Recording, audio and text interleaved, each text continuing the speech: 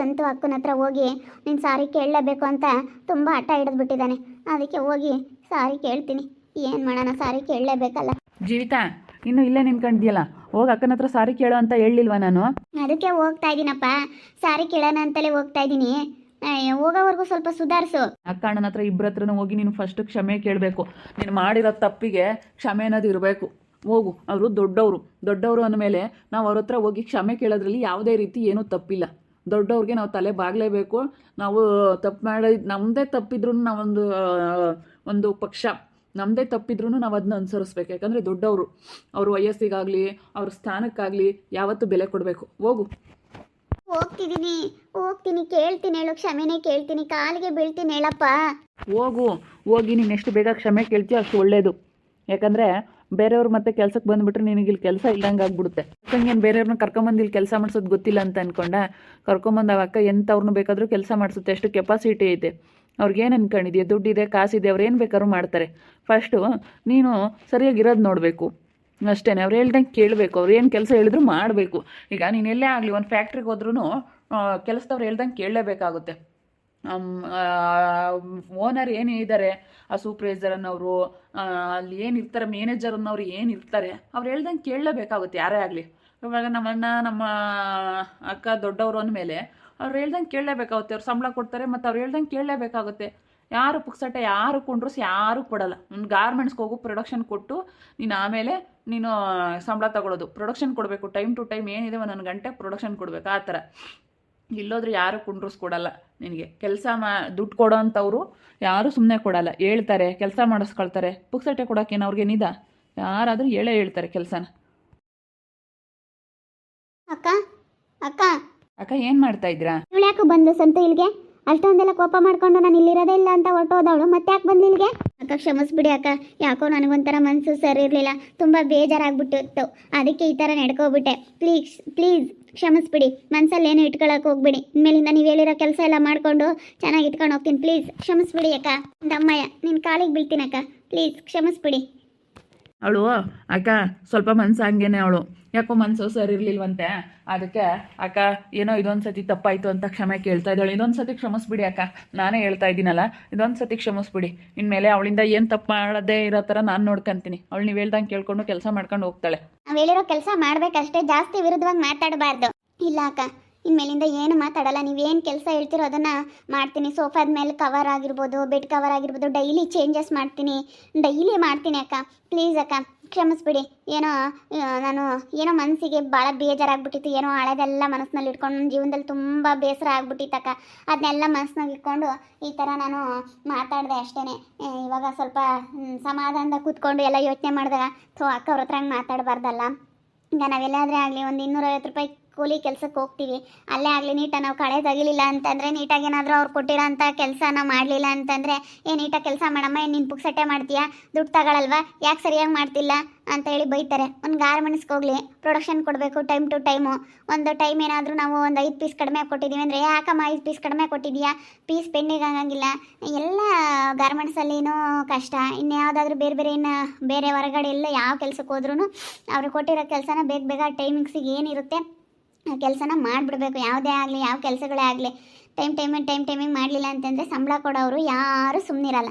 ಅವರು ಎಂಥ ಕೆಲಸದವರೇ ಆಗಿದ್ರೂ ಸುಮ್ಮನಿರಲ್ಲ. ಟೈಮ್ ಟು ಟೈಮ್ ನಾವು ಕೆಲಸ ಏನು ಮಾಡಬೇಕು ಅದನ್ನು ಮಾಡಲೇಬೇಕಾಗತ್ತೆ. ಈಗ ಗೌರ್ಮೆಂಟ್ ಕೆಲಸದವ್ರಿಗೆ ಆಗಲಿ, ಗೌರ್ಮೆಂಟ್ ಕೆಲಸ ಅಂತ ನಾವು ಅನ್ಬೋದು, ಆದರೆ ಅವ್ರಿಗೂ ಹೋಗಿ ಕೆಲಸ ಮಾಡ್ದಲ್ಲೇ ಏನು ಯಾರೂ ಸಂಬಳ ಕೊಡಲ್ಲ ಅಂತ ನನಗೂ ಗೊತ್ತಾಯ್ತಕ್ಕ.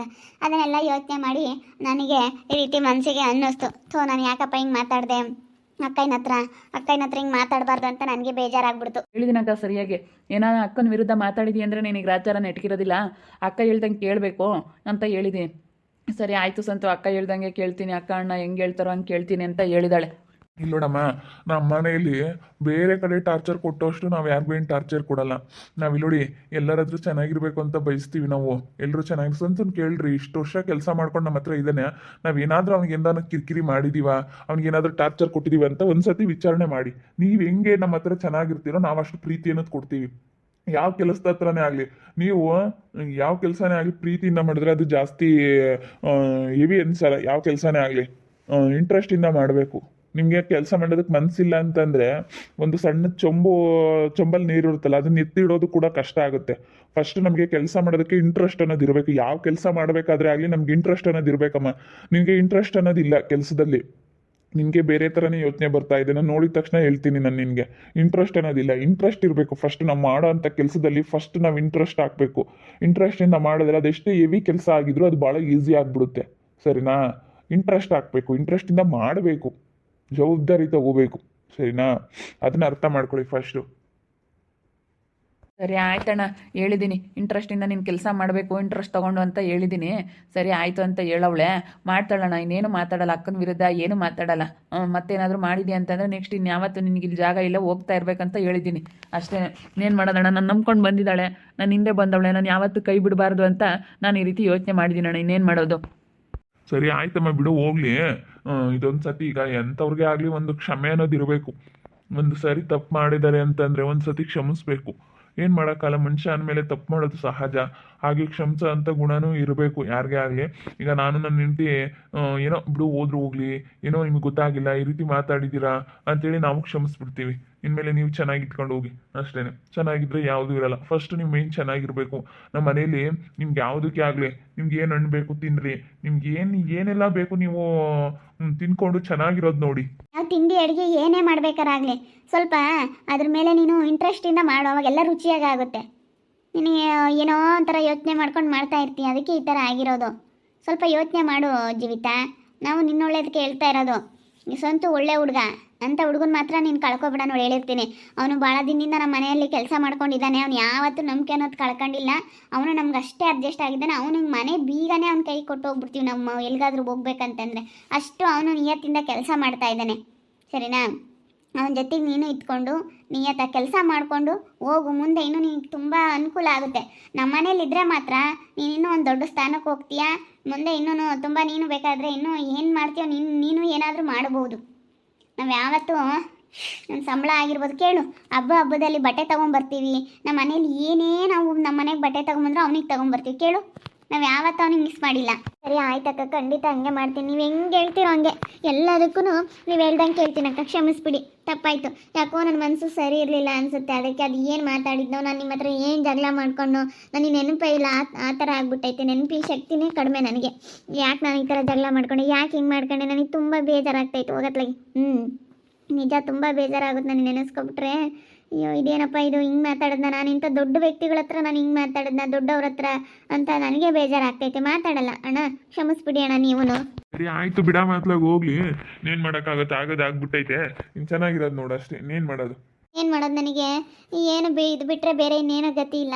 ಅದಕ್ಕೋಸ್ಕರ ನಾನು ಇವಾಗ ಬಂದು ಈ ಥರ ಇವ್ರ ಹತ್ರ ಮಾತಾಡ್ತಾ ಇದ್ದೀನಿ, ಕ್ಷಮೆ ಕೇಳ್ತಾ ಇದ್ದೀನಿ. ಇವ್ರ ಹತ್ರ ಕೆಲಸ ಮಾಡ್ಕೊಂಡು ಇರಬೇಕಾಗತ್ತೆ, ಎಲ್ಲ ಹೋಗೋಕ್ಕಾಗಲ್ಲ. ಏನು ಮಾಡೋದು? ಇವ್ರು ಹೇಳ್ದಂಗೆ ಕೇಳಲೇಬೇಕಾಗುತ್ತೆ. ನೋಡ್ತಾ ಇರಿ, ಏನೇನಾಗ್ಬೋದಂತ ಮುಂದಿನ ಭಾಗದಲ್ಲಿ ನೋಡ್ತಾ ಇರ್ರಿ. ಹಾಗೆ ವಿಡಿಯೋ ಬಗ್ಗೆ ನಿಮ್ಮ ಒಬ್ಬಿಬ್ಬರನ್ನ ಕಮೆಂಟ್ ಮಾಡಿರಿ. ಹಾಗೆ ವಿಡಿಯೋ ಎಷ್ಟಾಗಿದ್ರೆ ಲೈಕ್ ಮಾಡಿ, ಶೇರ್ ಮಾಡಿ. ಇನ್ನೂ ಯಾರ್ಯಾರು ನಮ್ಮ ಚಾನಲ್ ಸಬ್ಸ್ಕ್ರೈಬ್ ಮಾಡ್ಕೊಂಡಿಲ್ಲ ತಪ್ಪದೆ ಕೂಡಲೇ ಸಬ್ಸ್ಕ್ರೈಬ್ ಮಾಡ್ಕೊಳ್ಳಿ. ಓಕೆ ವೀಕ್ಷಕರೇ, ಧನ್ಯವಾದಗಳು.